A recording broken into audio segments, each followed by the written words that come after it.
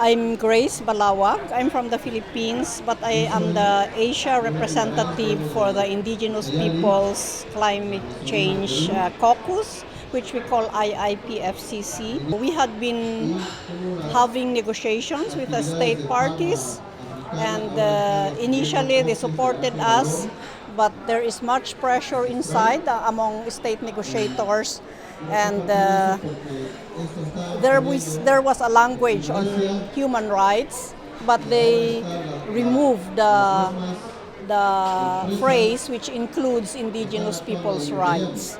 So for us as indigenous peoples, we want to put this back in place. However, we are also glad that under adaptation, they have included our traditional knowledge systems to be included in the adaptation proposals and actions for climate change.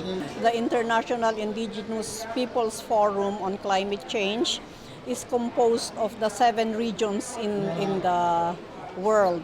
So we are covering the Arctic region, North America region, the Pacific region, Asia, Africa, Latin America, and the Caribbean. So there are indigenous peoples representing all of these regions, and we came firstly, in the first day, we came up with our own position papers, position statements, and then we also reviewed the draft text where we can put our positions in the draft text to be negotiated with the state negotiators. Of course, much as we would like that they should include respecting and recognition of indigenous people's rights, if it comes out that it is not there, we will still work out within the human rights framework, because at least the human rights respecting human rights within the climate change actions is already there. So what we can do is to interpret this at the national level on how this should be implemented in respect of indigenous people's rights, which is part of the human rights framework. So that's how we will be working that through.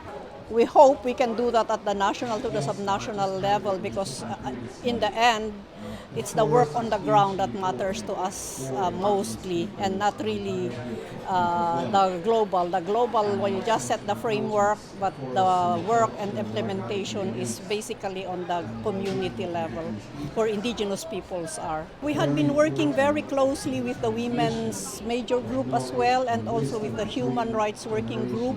That's why we have very common propositions on how to state our common proposition on human rights, including indigenous people's rights and gender equality. So that one is very much expressed in our position paper, as well as in our overall collaboration with the other working groups for women, gender, human rights, and also the intergenerational equity, which we work with the youth.